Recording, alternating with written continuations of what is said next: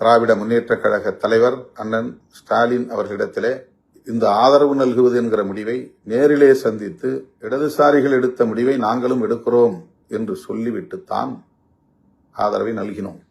அவர் அதை பெரிதாக எடுத்துக்கொள்ளவில்லை. அதனால் ஒன்றுமில்லை, நீங்கள் ஆதரவு நல்கலாம் என்று இசைவு தந்தார். அமைச்சரவையில் இடம்பெறப்போவதை அவருக்கு தெரிவிக்க முடியவில்லை. ஆனால் முன்னணி அமைச்சர்கள் ஒரு சிலரை நான் தொடர்பு கொண்டு இப்படி ஒரு நிலைப்பாட்டை நாங்கள் எடுக்கிறோம் என்று சொல்லிவிட்டு அதன் பிறகுதான் செய்தியாளர்களை சந்தித்து விசிக அமைச்சரவையில் இடம்பெறுகிறது என்ற அறிவிப்பை செய்தேன்.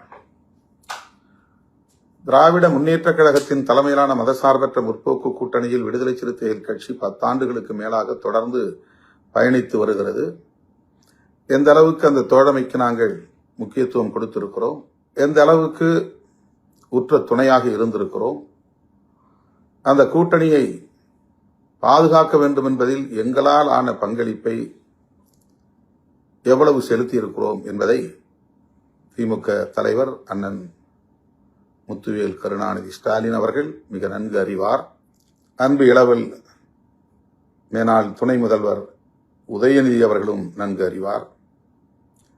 சுற்றி இருப்பவர்கள் ஒரு சிலர் நன்கு அறிவார்கள்.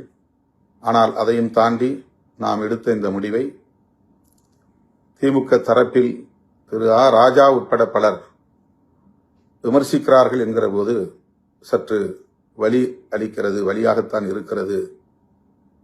என்றாலும் கூட அவர்கள் ஆதங்கப்படுவதில் நாம் ஒரு நியாயம் இருக்கிறது என்பதை உணர்ந்து கொள்ள வேண்டும். அதாவது திமுகவை கடுமையாக விமர்சித்துக் கொண்டிருக்கிற தாவேகாவோடு நாம் கைகோர்ப்பதை அல்லது அவர்களோடு களத்தில் நிற்பதை அல்லது அவர்களுக்கு ஆதரவு அளிப்பதை அவ்வளவு எளிதாக எப்படி திமுக தொண்டர்களால் கடந்து செல்ல முடியும்?